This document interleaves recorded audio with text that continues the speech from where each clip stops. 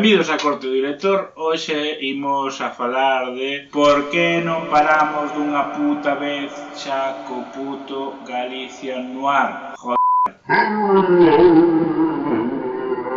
Por que non temos os nosos propios esquemas narrativos de situacións de asasinatos? Ou por que non mercamos outros modelos alternativos de situacións de asasinatos? Não é um lugar fácil de chegar via Franche.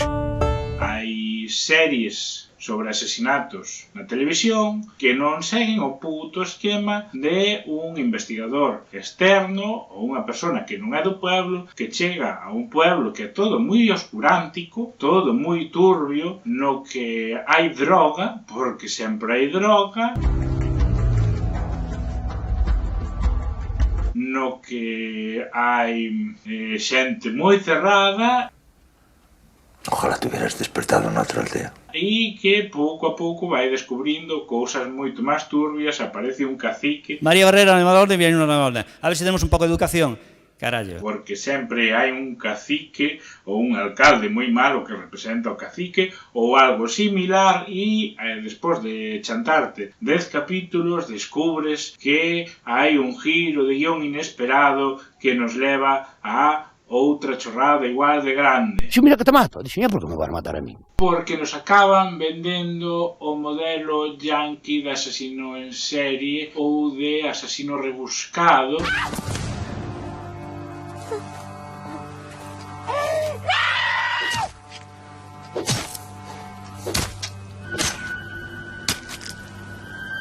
E non afondamos na propia idiosincrasia que nos levaría a un asasino por motivos lóxicos que se darían na nosa zona ou unha repetición de asasinatos que xa se deron. Porque sí, aquí hai moita historia turbia da que non nos gusta falar, pero que se produciu. Porque claro, supoño que non venderá fora das nosas fronteiras o asasinato por movimento de marcos,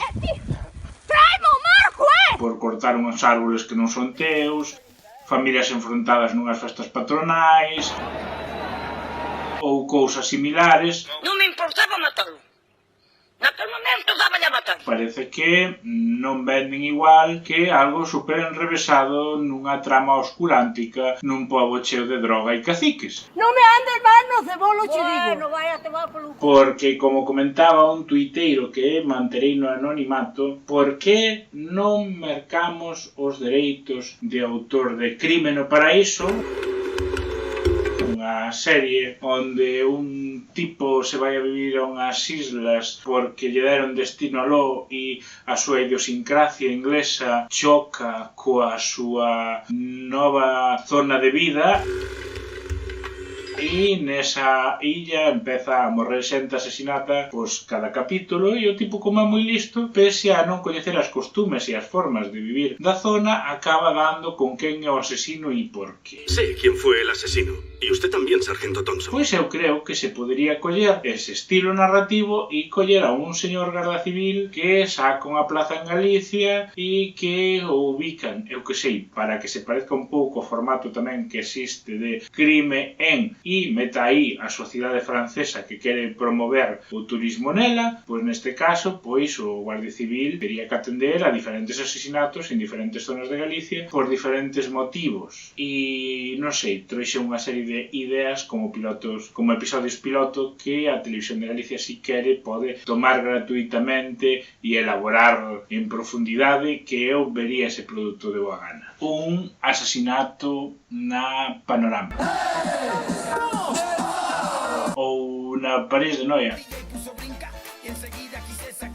Bueno, ou na orquesta que se linda a gravar o episodio piloto. Taranta de los mineros. Básicamente, a ver, si van a Bamboleo, non van a ir a un programa de detectives. Pois que veñan ao programa de detectives, ou, digo eu. Bueno, po caso, que me centro. Que morre o guitarrista, ou o vocalista. Que morre un dos tipos e tedes que... Entón este Guardia Civil chega e ten que investigar a ver quen o matou e por qué e que tramas hai detrás. Buenas tardes. Los papeles del coche. E o da comisión de festas, onde está, se hai diñeiro negro para pagar a orquesta ou que pasou aí, e, bueno, eso dá pa moito. Tamén podemos introducir que o Guardia Civil, nos seus tempos libres, cando non sabe por onde vai ir o caso, se vai á taberna, fundada por un Guardia Civil que foi expulsado do corpo por, non sei, alcohólico, por dicir algo. Fillo dun bo amigo meu. Entonces montou a taberna, que lle poden chamar o bebedoiro do Picoleto, por poñerlle un nome. Entonces vai aí e, consultando co seu taberneiro, bebendo un bombiño ao que se lle pode enfocar a etiqueta para buscar xente que a financie, digo eu, non sei, por enfocar unha etiqueta tampouco vai pasar nada. E aí o Picoleto vello dicelle: amigo, ao mellor pode que non sei que. Entón el dice: e con ese xuntos a todos e dicelle: bueno, señor vocalista, usted non puido ser porque estaba preparando non sei que. Señor guitarrista, vostede non puido ser. Entón foi a señora que se colga do aro de lume do teito,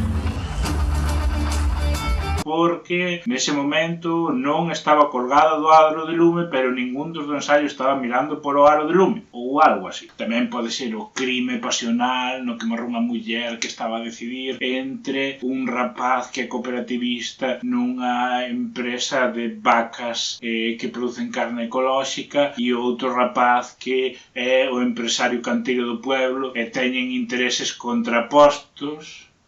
Que eso xa o rodou Ignacio Vilar, pero sen asesinato. Vaya merda. Martiño, espera! De que está falando? Bueno, pois metraxe que tedes para reciclar. É unha cousa máis. Dádelle like, suscribide e esas cousas que se dicen ao final dos vídeos de YouTube.